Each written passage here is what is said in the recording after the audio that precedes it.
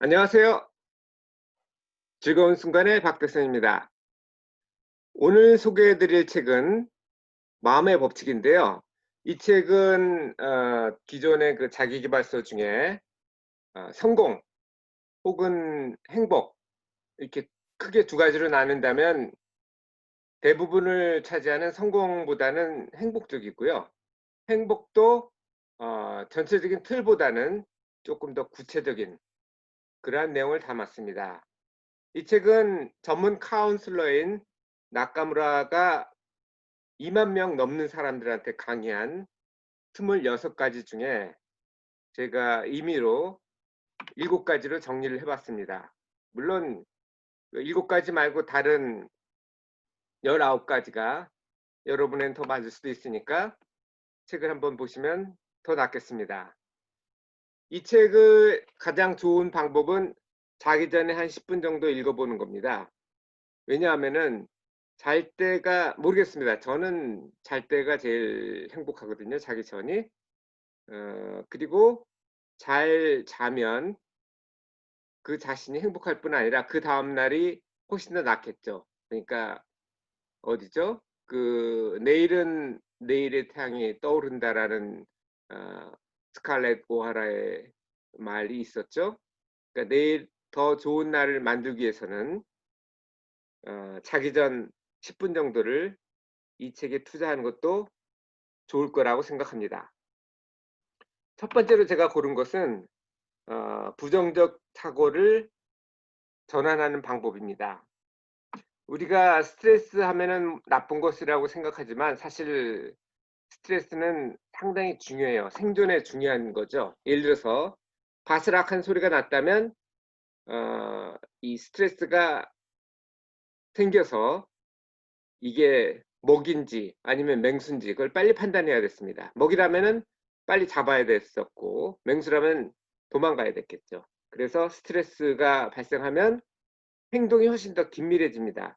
문제는 이 스트레스가 짧은 시간 동안만 작용해야 되는데 이게 장기화되면은 여러 가지 질병을 일으키죠. 그러니까 사람은 순간적으로 어떤 행위를 갖다가 확실히 할 수는 있지만 그게 지속된다면은 신체나 정신에 무리가 가겠죠. 그래서 스트레스가 장기적으로 된다면 그거를 긍정적인 반응으로 바꿔주는 게 장기적인 생존에 유리합니다.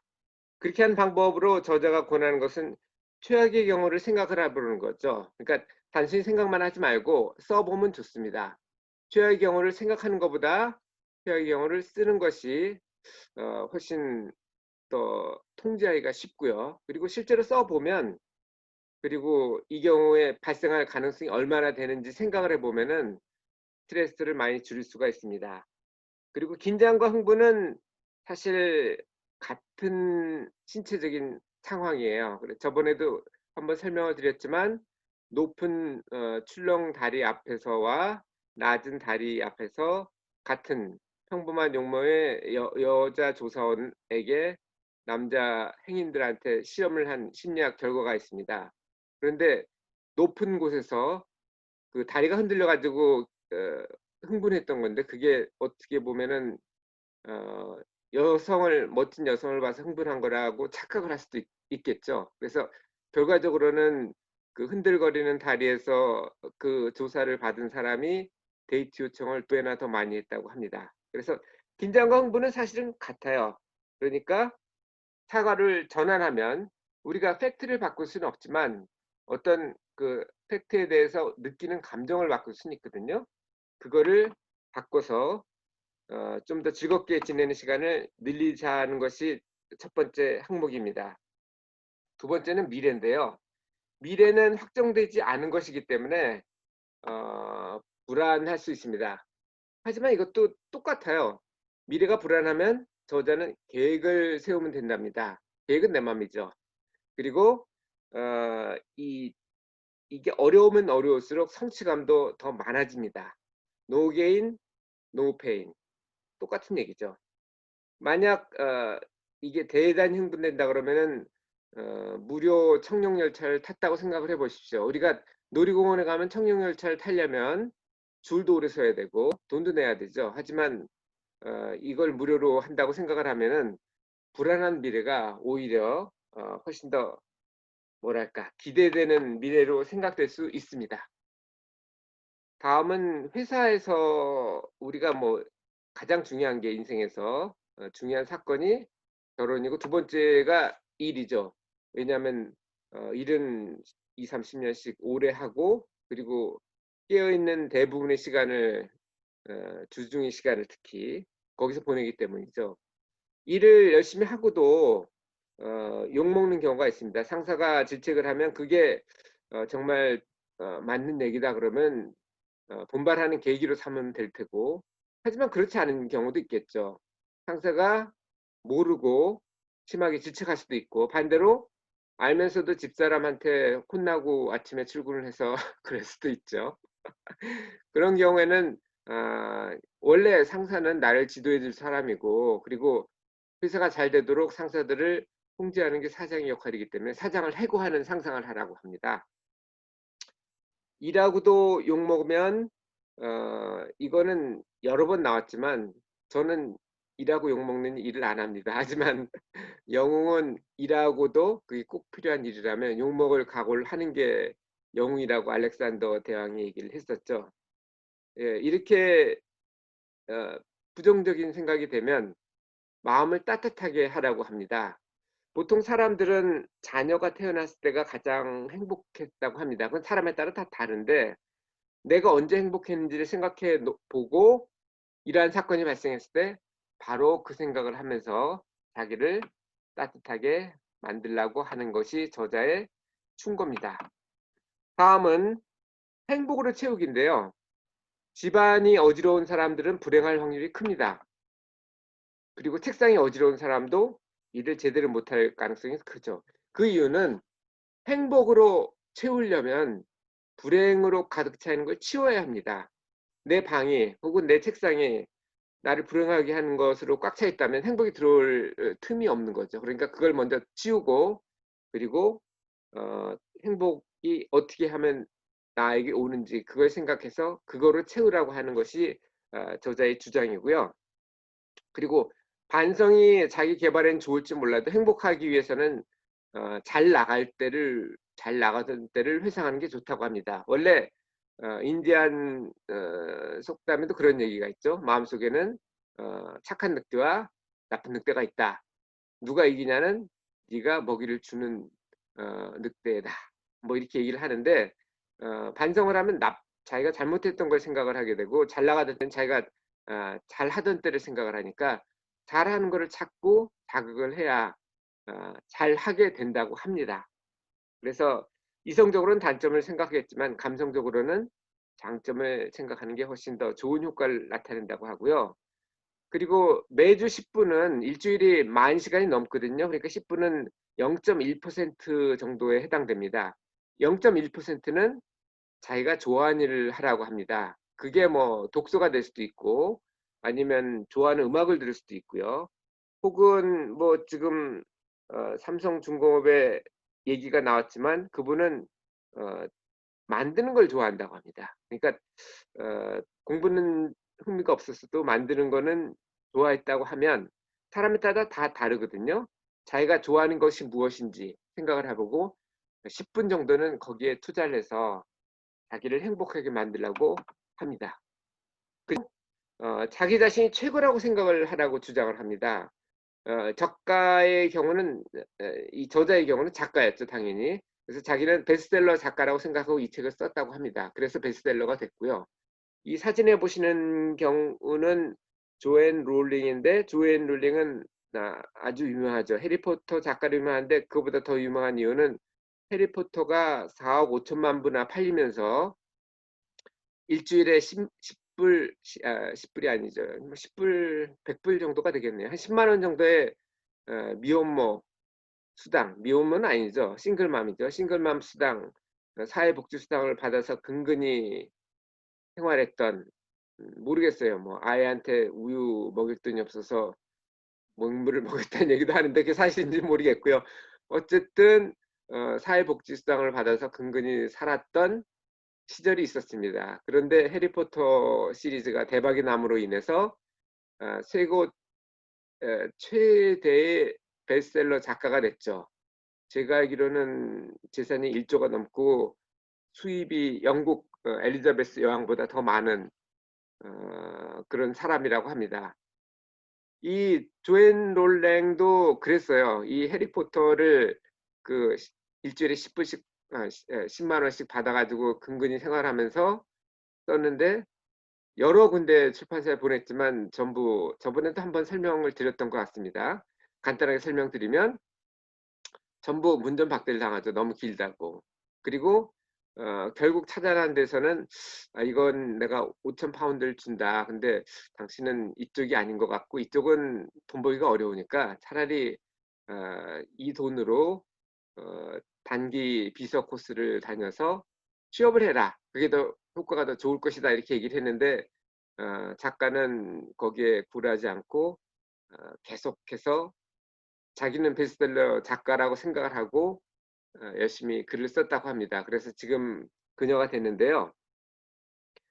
이것은 자기가 세상을 행복하게 만들기 위해서 이런 사명을 가지고 썼다고 해요. 우리는 모두 수억 대 1의 경쟁을 뚫고 수정란에 도착한 정자로부터 시작한 생명체입니다. 그리고 모두 그런 극심한 경쟁을 뚫고 세상에 나왔기 때문에 세상을 행복해 할 의무가 있어요. 권리이자 의무죠. 항상 달리기를 할 때는 100m 달리기를 하면 100m 결승선에 딱 도달했다고 해서 멈추는 게 아니고 105m를 목표로 해서 달리면 최고의 성적을 낼 수 있습니다. 그리고 나쁘게 보기보단 예를 들면 뭐 걱정이 많다 이렇게 생각하기보단 그건 어떻게 보면 세심한 거죠. 저는 세심한 편인데 걱정은 많지 않습니다. 아까 말씀드렸지만 걱정이 생기면 기록을 하거든요. 기록을 하고 최악을 생각해 보면 이 책을 읽기 전에 그랬는지 아니면 이 책을 읽은 다음이었는지는 모르겠는데 걱정이 사라져요. 신기하게도.